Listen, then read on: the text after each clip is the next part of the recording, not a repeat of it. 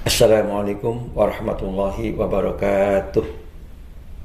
Alhamdulillahirabbil alamin.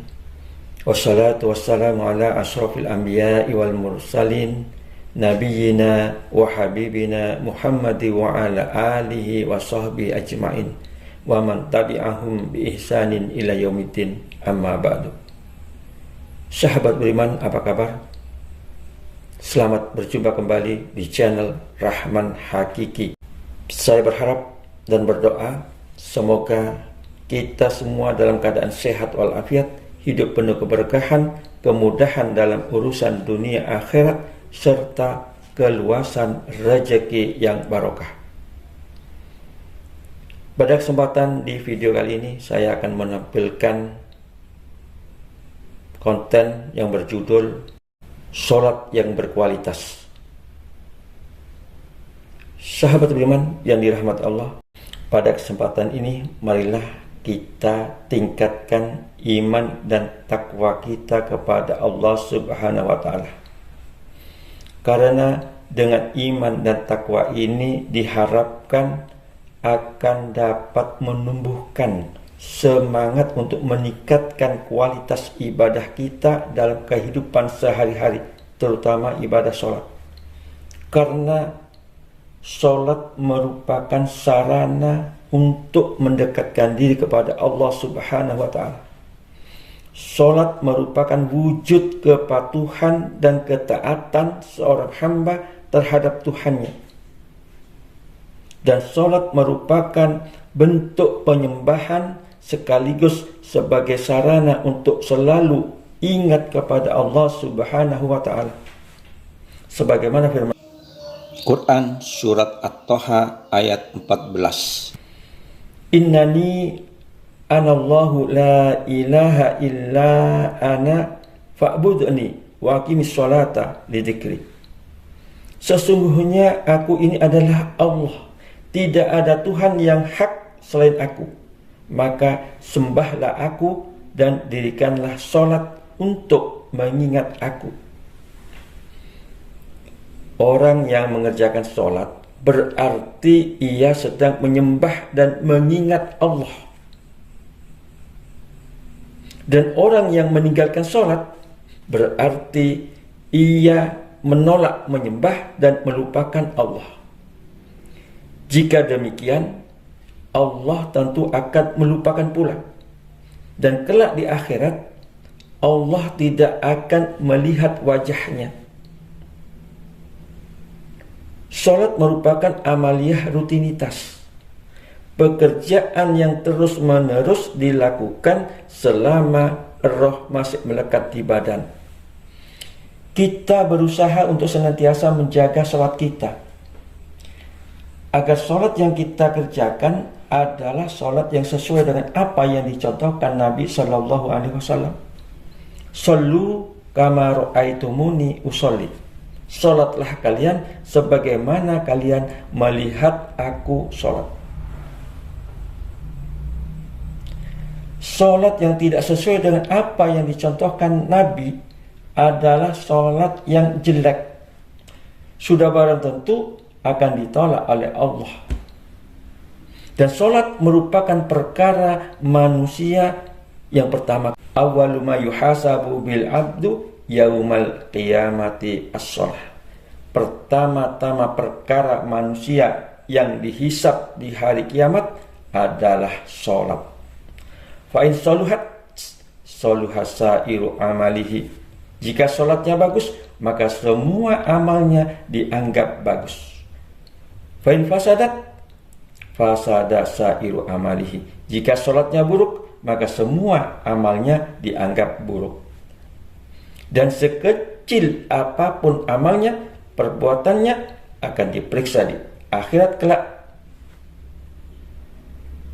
Salat yang jelek, tidak berkualitas, tentu akan sia-sia di hadapan Allah atau dianggap tidak salat walaupun melakukan salat dengan susah payah.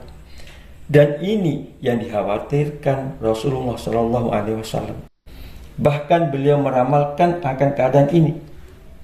Sayati ala ummati zamanun yusalluna wa la yusallun akan datang pada umatku suatu zaman betapa banyak orang yang merasa sholat tapi sebenarnya mereka tidak sholat.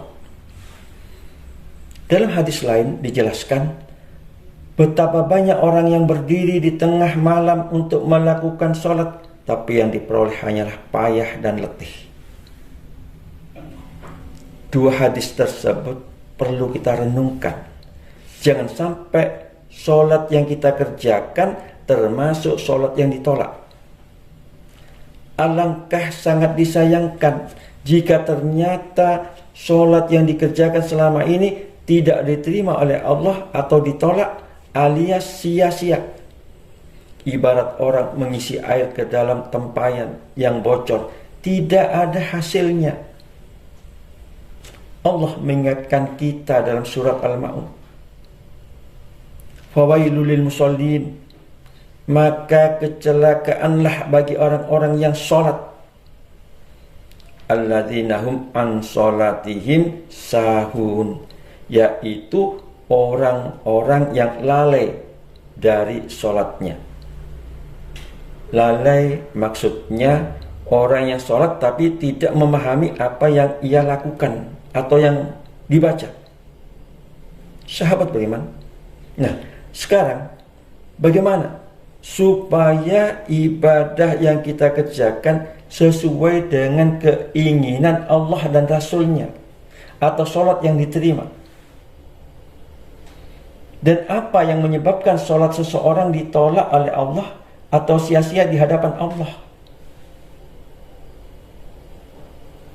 Pertama, tentu kita harus memahami hakikat sholat itu sendiri. Sholat itu terdiri dari 3 unsur, yaitu amaliyah biqalbi, perbuatan hati, amaliyah bil lisan, perbuatan lisan, dan amaliyah bi fi'li, gerakan anggota tubuh. Artinya antara hati, lisan, dan gerakan tubuh harus ada pada sholat. Hati menyambung kepada Allah, bibir bergerak untuk bertakbir, bertasbih, atau berdoa dalam sholat, serta melakukan gerakan dalam sholat dengan tumak ninah. Tumak ninah artinya diam sejenak dalam setiap gerakan dalam sholat. Ketika diamnya itu diisi dengan bacaan atau doa. Dan tentunya kita harus memahami makna apa yang dibaca ketika sholat.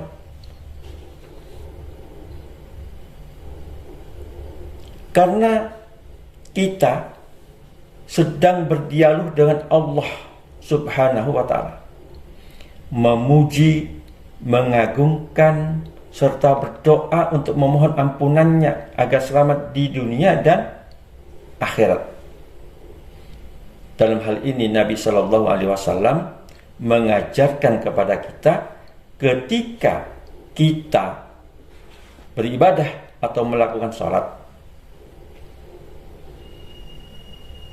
anta'budallaha ka'annaka tarahu fa illam takun tarahu fa innahu yaraka.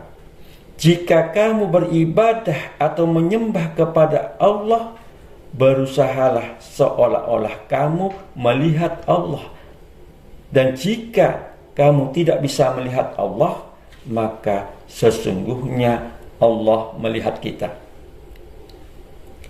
Ketika sholat, kita sedang berdialog kepada Allah, yaitu rajanya manusia, yaitu zat yang jiwa kita dalam genggamannya.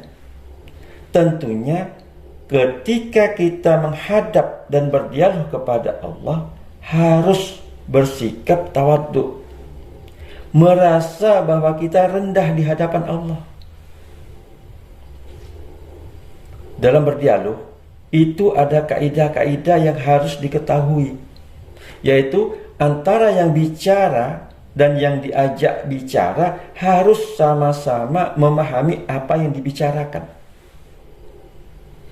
Kalau yang bicara saja tidak memahami apa yang disampaikan, apalagi yang diajak bicara. Tentunya kita bertanya pada diri kita sendiri, apakah selama ini kita memahami atau mengerti apa yang dibaca dalam sholat? Kalau belum, mari kita berusaha untuk memahami setiap bacaan atau doa dalam sholat.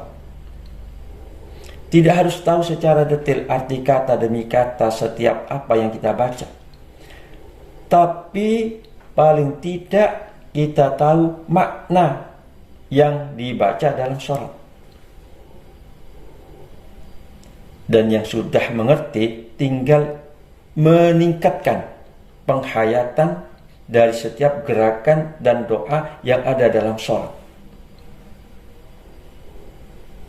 Bacaan dalam sholat adalah bahasa Al-Quran yang kalau kita salah dalam melafalkan maka akan merubah arti. Suatu contoh, ketika kita membaca surat Al-Fatihah, membaca surat Fatihah kalau tidak hati-hati rawan akan kesalahan, tentunya akan merubah arti. Misalnya pada ayat Iyyaka na'budu wa iyyaka nasta'in, kepada Engkaulah yang kami sembah dan hanya kepada Engkaulah kami meminta pertolongan. Tapi karena bacanya cepat sehingga berbunyi Iyyaka na'budu wa iyyaka nasta'in. Kalau diartikan, kepada mataharimu kami menyembah dan kepada mataharimu kami memohon pertolongan.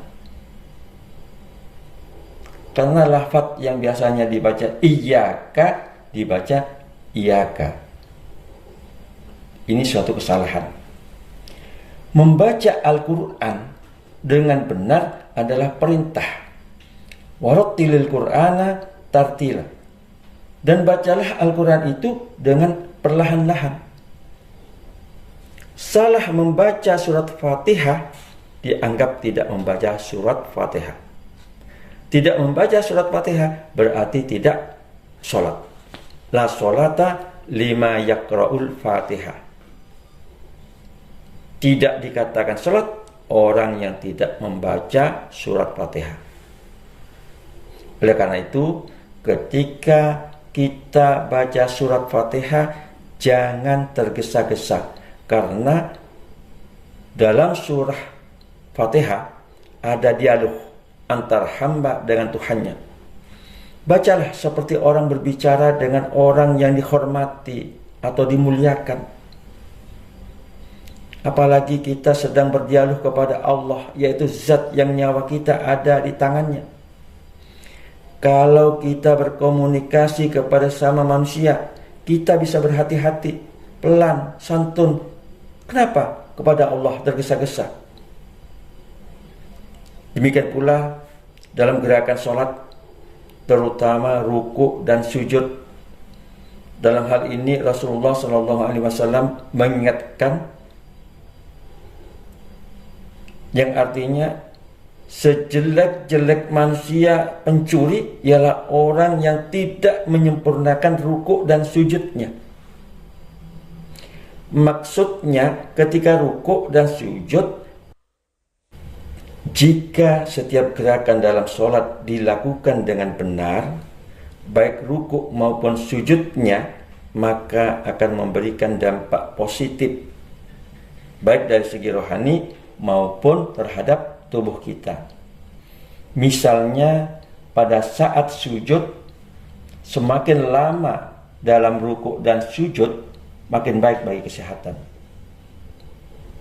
Peredaran darah dari jantung ke otak jadi lancar, otak jadi sehat dan cerdas, dan lain-lain. Ibarat menuangkan air dari ceret ke cangkir, semakin lama dituangkan, air akan banyak mengalir ke cangkir Kalau sebentar, bahkan cangkir belum terisi, sudah diangkat. Kemudian jika selesai sholat, setelah salam segeralah mohon ampun kepada Allah. Mungkin ada kesalahan dalam sholat yang tidak kita ketahui atau tidak mencapai khusyuk. Sebagaimana firman Allah, Quran Surat Ali Imran ayat 135, fastaghfaru lidunubihim, segeralah mohon ampun terhadap dosa-dosa mereka. Oleh karena itu, sholatlah dengan tumakninah, jangan tergesa-gesa. Jika kualitas ibadah sholatnya baik, akan menjadi ibadah yang diterima oleh Allah Subhanahu wa Ta'ala. Demikianlah video tentang sholat, mudah-mudahan bermanfaat. Assalamualaikum warahmatullahi wabarakatuh.